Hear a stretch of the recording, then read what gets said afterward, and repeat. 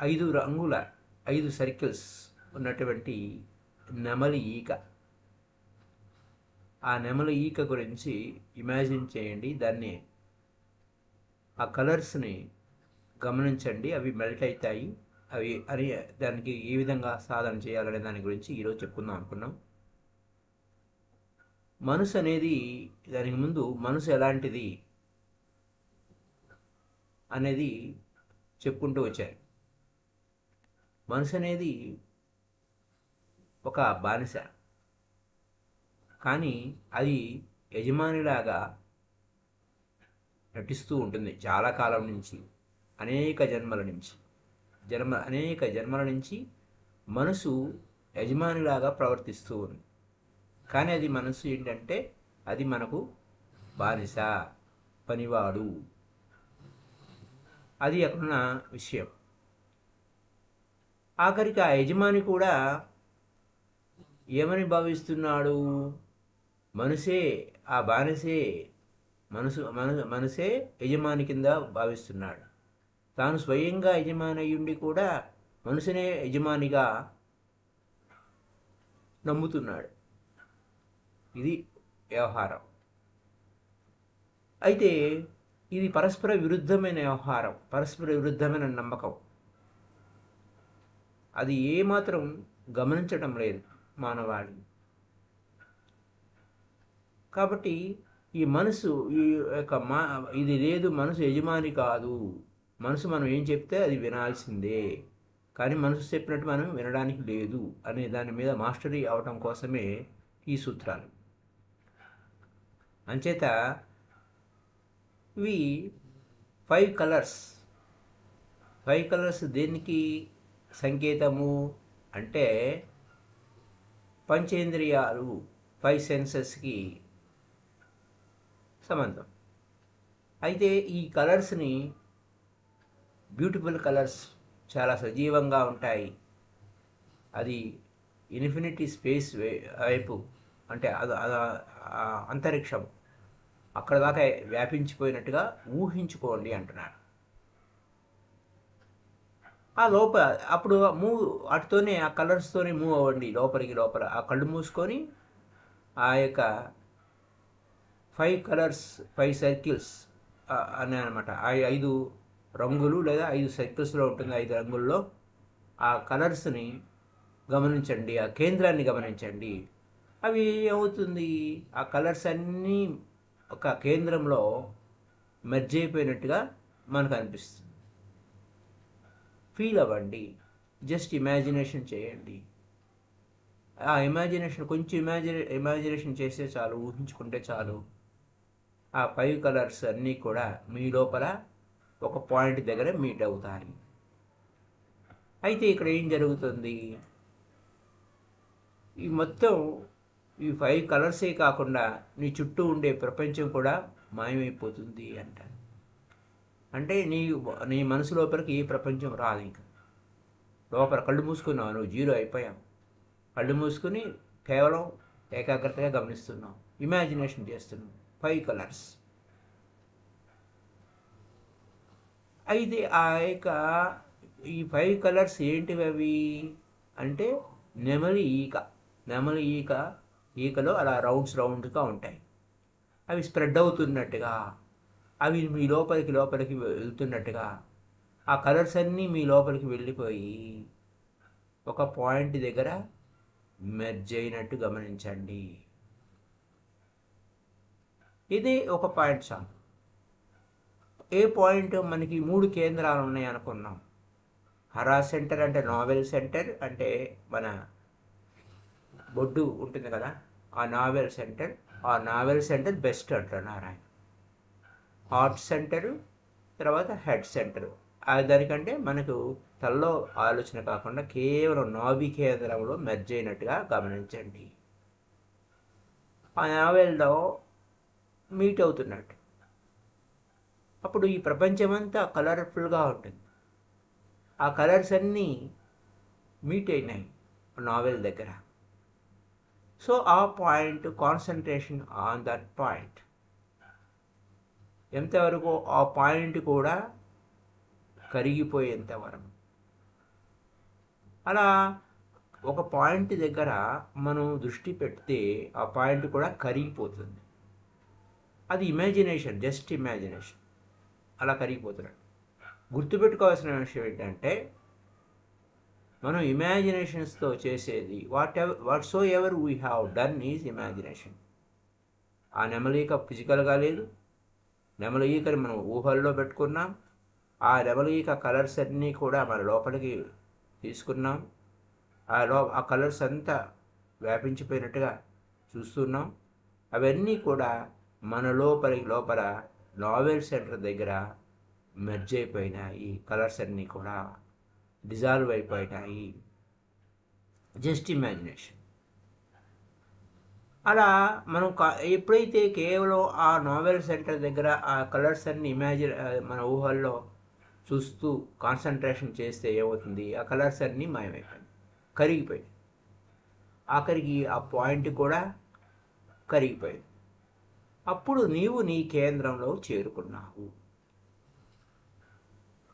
అయితే ఈ ప్రపంచం కరిగిపోయింది, నీకు ఏ ప్రపంచం లేదు. ఈ మెడిటేషన్లో కేవలం కలర్ మాత్రమే ఉంది. మొత్తం ప్రపంచం అంతా మర్చిపోయాం, ఇంకా ఏ ఆబ్జెక్ట్స్ లేవు. ఆ డీప్ మెడిటేషన్ స్టేటస్ గురించి చెప్తున్నాను. ఆ స్థితిలో నీ యొక్క మెడిటేటివ్ స్టేట్ ఎలా ఉంటుంది, ఆ ధ్యాన స్థితి ఎలా ఉంటుంది. ఇంకా ఏ వస్తువు లేవు. నువ్వు ఏ వస్తువు లేకుండా ఏం ఎంచుకున్నావు? 5 కలర్స్ మాత్రమే ఎంచుకున్నావు. చూస్ 5 కలర్స్. అది ఎంతో సూక్ష్మ దృష్టి ఉన్న వారికి మాత్రమే ఈ కలర్స్ని పట్టుకోగలుగుతారు. కలర్ సెన్సిటివిటీ ఉండాలి. అంటే ఆ కలర్స్ ఒకదానికొకటి షేడ్స్ డిఫరెంట్ ఉంటాయి. ఆ కలర్స్ అన్నీ జాగ్రత్తగా పట్టుకోవాలి. అప్పుడు ఒకవేళ నీకు ఆ సెన్సిటివిటీ లేదు, ఆ కలర్స్ నిన్ను పట్టుకునేది లేదు, ఈ మెడిటేషన్ నీకు కాదు, ఇంకొకటి చెయ్యండి అంటారు. ఒక పెయింట్ వేసేవాడి యొక్క దృష్టికోణం ఉన్నప్పుడు ఆ కలర్స్ని ఎంతో చక్కగా సున్నితంగా ఒకదానికి ఒకటి న్యాచురల్గా ఉండే విధంగా చూసేటువంటి ఆ న్యాచురల్ అయి ఉండాలి. పెయింట్ వేసాడంటే అది ఒరిజినల్కి అదంటే ఆ పెయింట్కి తేడా కనపడకూడదు. అలాంటి అయి ఉన్నవాడు తన లోపల ఈ కలర్స్ని ఇమాజిన్ చేసుకోవటం కష్టం కాదు, లేకపోతే కష్టం అన్నమాట. సో నువ్వు నీ కళలు ఏ విధంగా అయితే ఈ యొక్క ఇమాజినేషన్ విషయంలో నీ కళలు కలర్లెస్గా ఉన్నాయా, కలర్ఫుల్గా ఉన్నాయా? ఇది ఎవరు గమనించారో లేదో ఒకసారి చెక్ చేసుకోండి. ఎందుకంటే మనం కలర్ఫుల్గా అనేక రంగురంగుల కలర్ఫుల్గా ఉన్నటువంటి డ్రీమ్స్ వస్తున్నాయా అంటే మీరు ఈ మెడిటేషన్ చేయొచ్చు. అయితే 100లో ఒక వ్యక్తి మాత్రమే, 100కి 1 మాత్రమే ఆ కలర్ని కలర్ఫుల్గా చూడగలుగుతారు. లేకపోతే బ్లాక్ అండ్ వైట్ సినిమా లాగా ఉంటుంది. ఎందుకని? అయితే మనకు మొత్తం ప్రపంచం అంతా కలర్ఫుల్గా ఉంటే మీ డ్రీమ్స్ కలర్లెస్గా ఉంటాయి. అది ఆ 100కి 99 మందికి ఆ విధంగా ఉంటాయి, 100కి 1కి మాత్రమే ఎంతో కలర్ఫుల్గా ఉంటాయి అన్నమాట. గుర్తుపెట్టుకోవాల్సిన విషయం ఏంటంటే డ్రీమ్స్ కలర్డ్గా ఉన్నాయా ఉంటే ఈ మెడిటేషన్ మీకోసమే. ఒక్కోసారి కలర్స్ చూస్తూ ఉంటారు, వారు కూడా ఈ మెడిటేషన్ చేయొచ్చు. ఈవెన్ సమ్ టైమ్స్ ఒక వ్యక్తి సపోజ్ ఇంకొకటి నువ్వేమని చెప్తావు, కలర్స్ నేను కలర్ బ్లైండ్నెస్ అంటారు, కలర్స్ గుర్తుపట్టలేరండి అని అంటారు. అయితే whole space is filled with colours. అలా కలర్ బ్లైండ్నెస్ ఉన్నవాడు, కలర్స్ని గుర్తుపట్టలేనివాడు ఈ ప్రపంచం అంతా రంగుల ప్రపంచాన్ని ఇమాజిన్ చేయలేడు, ఇమాజినేషన్ కూడా చేయలేడు. అతను రెడ్ గురించి ఆలోచించాలనుకోండి, రెడ్ కనపడుతుంది, రెడ్ కలర్ కనపడుతుంది. గ్రీన్ గురించి ఆలోచిస్తే గ్రీన్ కనపడుతుంది. అసలు ఆలోచనే, కానీ there will be no greenness. Green అని ఆలోచిస్తే గ్రీనే కనపడుతుంది. The word green will be there, but he will say green అంటాడు, గ్రీన్ వర్డ్గా పట్టుకుంటే కాదు. అయితే ఈ కలర్ సెన్సిటివిటీ లేకుంటే ఇంకొక మెథడ్ చేద్దాం. Colour sensitivity, so if you have a colour sensitivity then try this method. ఈ మెథడ్ చేయండి, 5 కలర్స్ మెథడ్ చేయండి. అప్పుడు వారికి ప్రపంచం అంతా కలర్ఫుల్గా కనపడుతుంది. డీప్ డౌన్ ఈ లోపలికి వెళ్ళినప్పుడు ఈ 5 కలర్స్ అన్నీ ఒక చోట కలుస్తాయి. ఆ పాయింట్ దగ్గర కాన్సన్ట్రేషన్ చేయండి. కాన్సన్ట్రేట్. అక్కడి నుంచి మూవ్ అవ్వద్దు, ఆ పాయింట్లోనే ఉండాలి. మనసునట్టు కదలనివ్వకూడదు, ఏమి ఆలోచించకూడదు. కలర్స్ గురించి గ్రీన్గా ఉందా, రెడ్గా ఉందా, ఎల్లోగా ఉందా, ఏ రంగులో ఉంది అని ఆలోచించావంటే మనసు కదులుతుంది. మనసు కదిలితే మెడిటేషన్ కాదు కదా, నిశ్చలే మోక్ష అవుతుంది కదా. మనసుని నిశ్చలంగా చేయడమే మోక్షం. కాబట్టి ఆ మనసు అక్కడ ఈ పాయింట్ దగ్గర కాన్సన్ట్రేషన్ చేయాలి. సో అక్కడ ఏమి కాంటాంప్లేషన్ చేయకూడదు, ఏం ఆలోచించకూడదు, ఇంకేం, just concentration. Fill with colours, rainbow colours, 7 colours, peacock colours, 5 colours, మొత్తం whole space filled with colours. మొత్తం స్పేస్ అంతా కూడా రంగులు మయమవుతుంది. ఆలోచించవద్దు, ఇటు కదలవద్దు. ఇక్కడ కీ పాయింట్ ఇందాక మన మధ్యలో ఇది కాకపోతే అనే పాయింట్ కూడా ఉంది, అది కూడా చెప్పుకుందాం.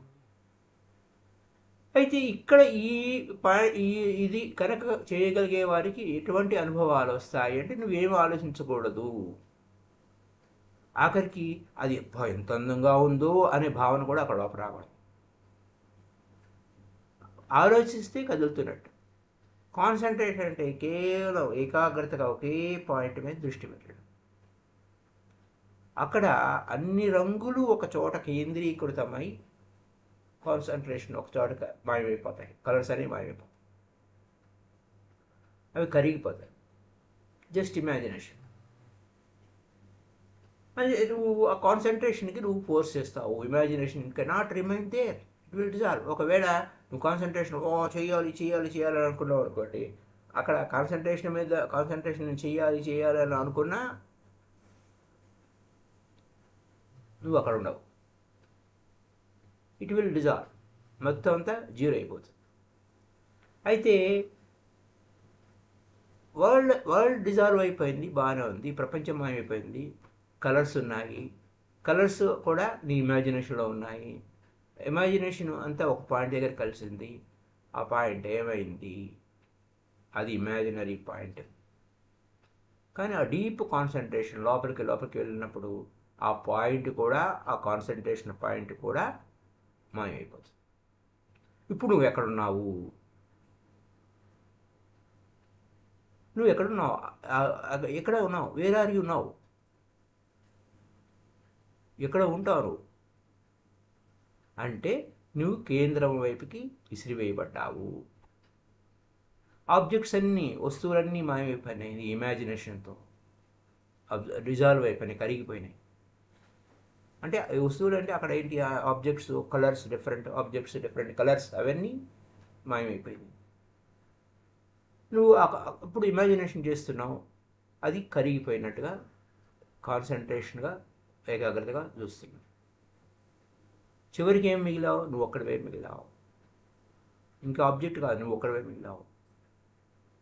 ఈ యొక్క వస్తు ప్రపంచం అంతా మాయమైపోయింది. మనో ప్రపంచం కూడా మాయమైపోయింది. అక్కడ మనసు పనిచేయటం లేదు. నువ్వు కేవలం శుద్ధ చైతన్యం. ఈ సూత్ర ఏం చెప్తుంది? ఈ సూత్ర కొనసాగింపులో ఏదో ఒక పాయింట్ చాలు. నువ్వు స్పేస్లో, అంతరిక్షంలో ఏదో ఒక పాయింట్ చూడు, లేదా గోడ మీద ఒక చుక్క పెట్టుకో, అది నీకు సహాయపడుతుంది.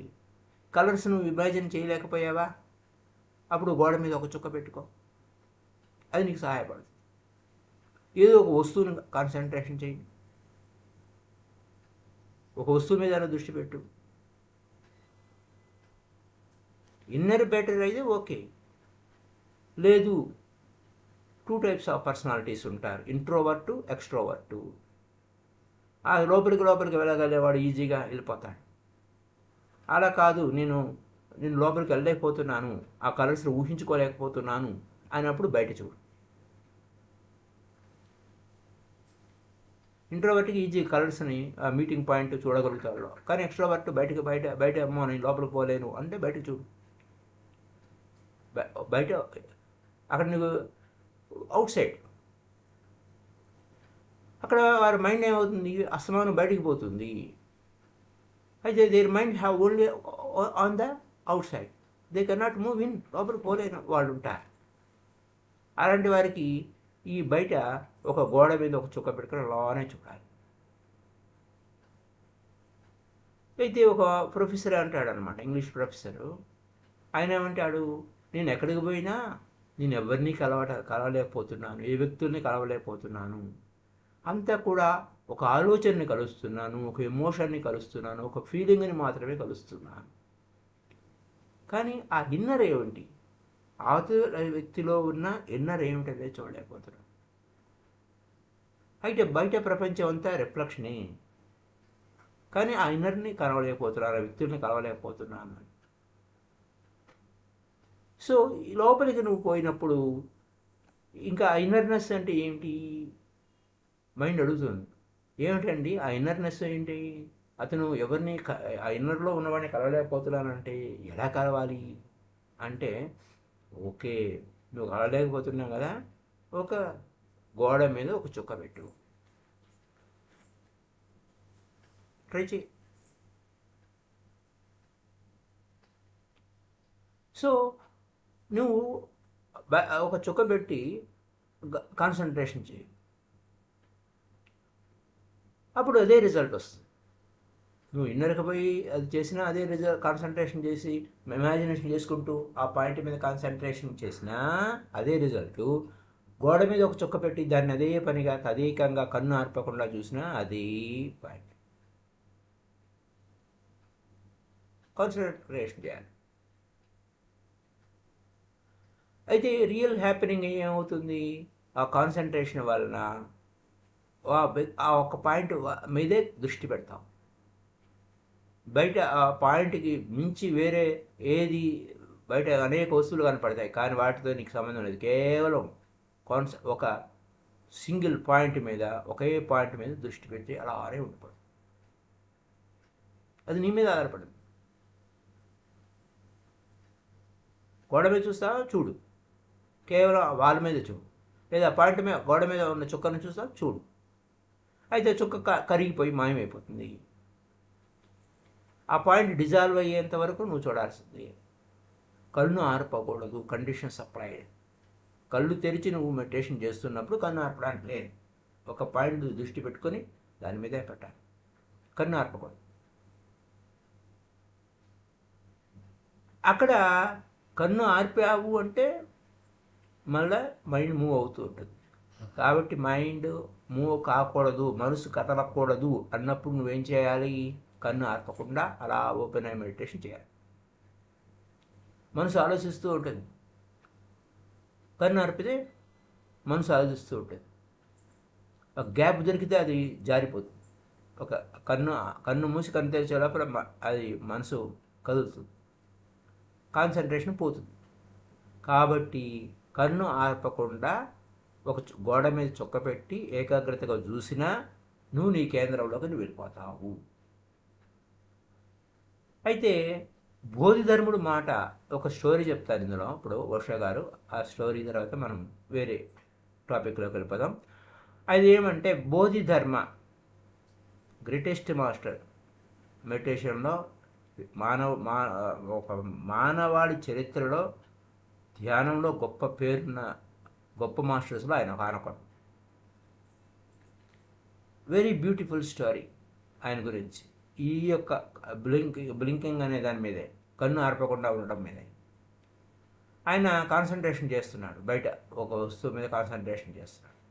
కన్ను మాటమాటికి కాన్సన్ట్రేషన్ పోతూ అతను ఏం చేశాడు, ఆ కనురెప్పలు పీకి పారేశాడు. ఆయన చేసినట్టు మనం చేయక్కర్లేదు. ఇది స్టోరీ కనురెప్పలు ఆర్పకుండా చూడటం మీద.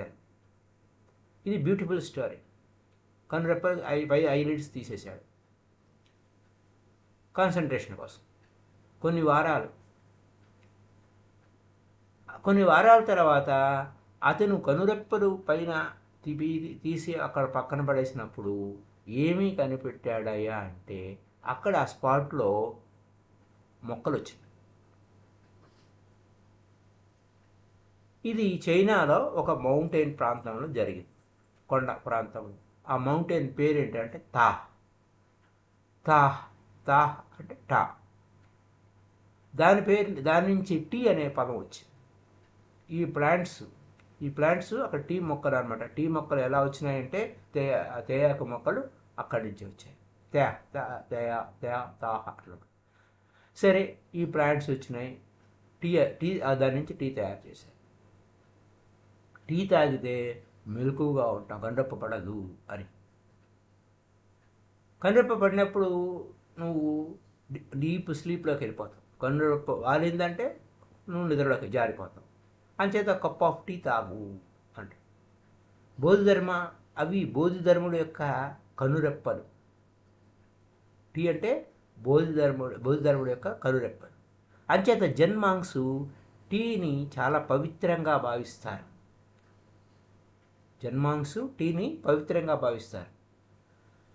టీ అంటే మన చూసే ఆర్డినరీ టీ కాదు, పవిత్రమైనది. ఆ పవిత్రమైనవి ఎందుకని? ఆయన బోధిధర్ముడు యొక్క కనురెప్పలు. జపాన్లో ఈ టీని ఒక ఉత్సవంలా, టీ తాగడం అనేది ఒక ఉత్సవంలా, ఒక పండగలా చేస్తారు.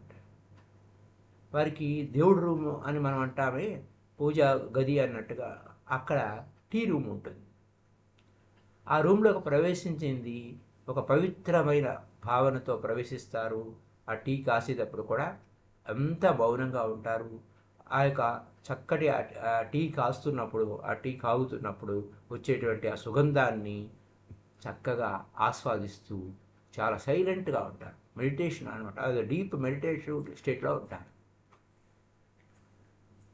అక్కడ టీ తాగడం అంటే ఒక గొప్ప పవిత్రమైన భావన. టీ రూమ్స్ ఉంటాయి వారికి. ఒక టెంపుల్లో ఎంతో నిశ్శబ్దంగా ప్రశాంత స్థితిలో లోపలికి వెళ్ళాలి. ఆ టెంపుల్లోకి ఎలా వెళ్తారో అలా టీ రూమ్లోకి అలా వెళ్తారు, మౌనంగా కూర్చుంటారు. అవి ఆ కాగుతున్నప్పుడు వచ్చే శబ్దాలని, బుడగలు ఎలా వస్తున్నాయి, అంత నిశ్శబ్ద స్థితిలో ఉంటారు. అవన్నీ వింటూ ఉంటారు. ఆ స్టీమ్ ఎలా వస్తుంది, నాయిస్ ఏ విధంగా వస్తుంది, ప్రతి ఒక్కరు ఆ రూమ్లో కూర్చొని శ్రద్ధగా వింటారు. సో ఇది టీ అంటే ఆర్డినరీ విషయం కాదు, బోధిధర్ముడు యొక్క కనురెప్పలు. ఆ బోధిధర్ముడు ఏంటి? కనురెప్పలు మూత పడుతున్నాయని అవి తీసేశాడు కాబట్టి అవే టీ ఆకుగా మనకు లభించింది అని చెప్తారు. మనకి ఆ టీ తాగడం వలన కనురెప్ప పడదు, కళ్ళు తెరిచే ఉంటాయి. టీ హెల్ప్ చేస్తుంది.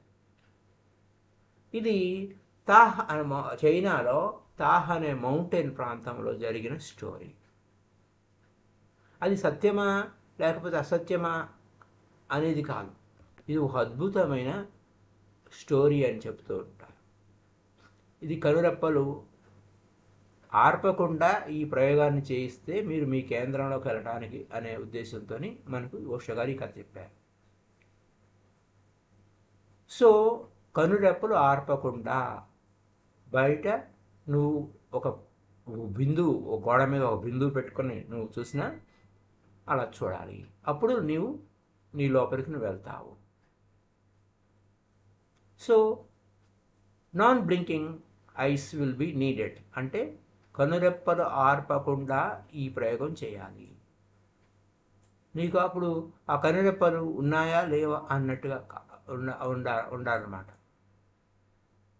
You have only eyes without eyelids. Close them. అయితే అవి ఏంటంటే ఆ కనురెప్పలు ఆర్పకుండా కళ్ళు మూసుకుని చూస్తే అది వేరే. కనురెప్పలు ఆర్పడం అంటే కళ్ళు మూసుకుంటావు. అది లోపలికి ఫస్ట్ కలర్స్ మనం చూసేది. నువ్వు కనురెప్పలు ఆర్పకుండా నువ్వు దాన్ని నువ్వు కాన్సన్ట్రేషన్ చేస్తే మైండ్ కదలకుండా ఉండిపోదు. ఆ పాయింట్ ఎదురుగుండా ఉన్న గోడ మీద ఉన్న చుక్క కూడా మాయమైపోతుంది. అప్పుడు ప్రపంచం అంతా నీకు లేదు. చివరికి ఆ ప్రపంచం అంతా ఏం లేదు, ఆ మనసు కదలదు, ఆ పాయింట్ ఒకటే వెళ్తుంది, ఆ పాయింట్ కూడా కరిగిపోతుంది.